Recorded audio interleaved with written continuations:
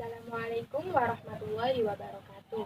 Perkenalkan, nama saya Naurul Royani dengan NIM akhir 027 dari kelas 2022C Prodi S1 Pendidikan Geografi Universitas Negeri Surabaya. Di video kali ini saya akan menjelaskan mengenai sejarah bahasa Indonesia yang menjadi keunggulan Indonesia sebagai bangsa dalam sudut pandang kita, serta prospek bahasa Indonesia di masa mendatang bila dihubungkan dengan disiplin ilmu. Sebelum itu, apa sih bahasa itu?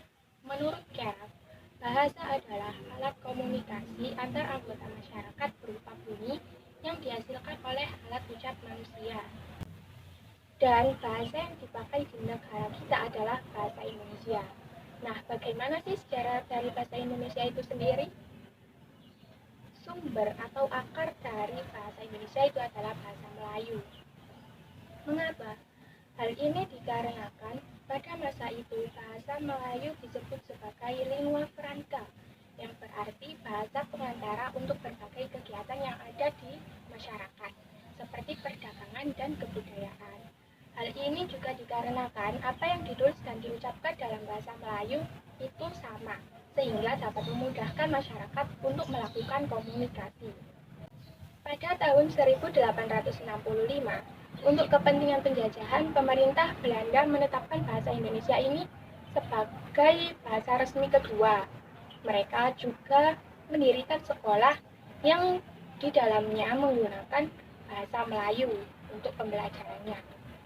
Lalu pada permulaan abad ke-20, bahasa Indonesia ini mulai tersebar luas, yang menjadikannya sebagai bahasa pergerakan nasional.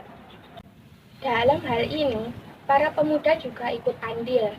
Mereka melakukan kongres untuk merundingkan bahasa apa yang pantas untuk dipakai oleh bangsa Indonesia. Dan puncak perwujudan peranan nasionalisme terhadap bahasa Melayu ini terjadi pada saat mengikrarkan Sumpah Pemuda pada Kongres Pemuda kedua, yaitu pada tanggal 28 Oktober 1928. Bahasa Melayu ditetapkan sebagai bahasa Indonesia, di mana dituangkan dalam butir ketiga Sumpah Pemuda yang berbunyi, "Kami putra dan putri Indonesia menjunjung tinggi bahasa persatuan bahasa Indonesia." Kemudian, pada tahun 1945, kedudukan bahasa Indonesia ini bertambah menjadi bahasa negara, yang artinya bahasa Indonesia tidak hanya sebagai bahasa persatuan saja, tetapi juga sebagai bahasa diplomasi negara. Dengan begitu, bahasa Indonesia jauh lebih berkembang dari bahasa Melayu itu sendiri.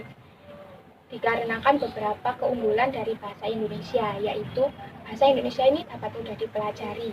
Dan dengan mempelajari bahasa Indonesia ini, kita juga dapat mengetahui perkembangan ragam bahasa yang ada di Indonesia, dan juga ragam kebudayaan yang ada di bangsa Indonesia ini.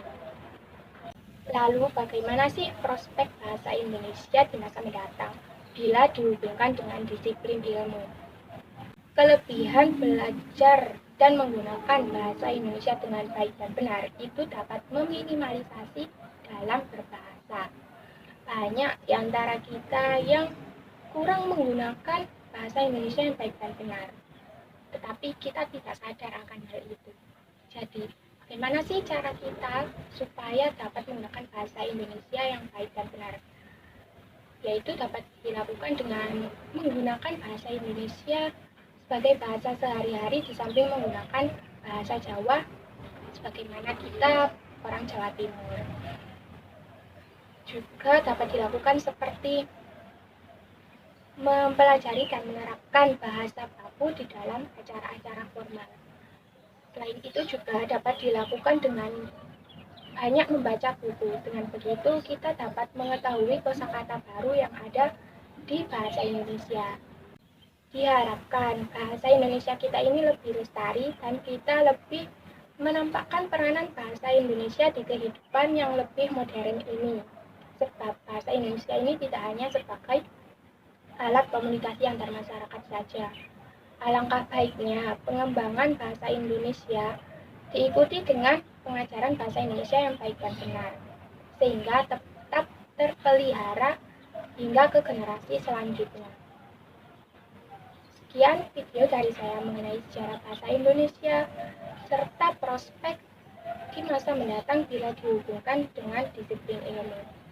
Semoga video ini bermanfaat dan menambah wawasan kita mengenai sejarah bahasa Indonesia ini. Sekian, terima kasih. Wassalamualaikum warahmatullahi wabarakatuh.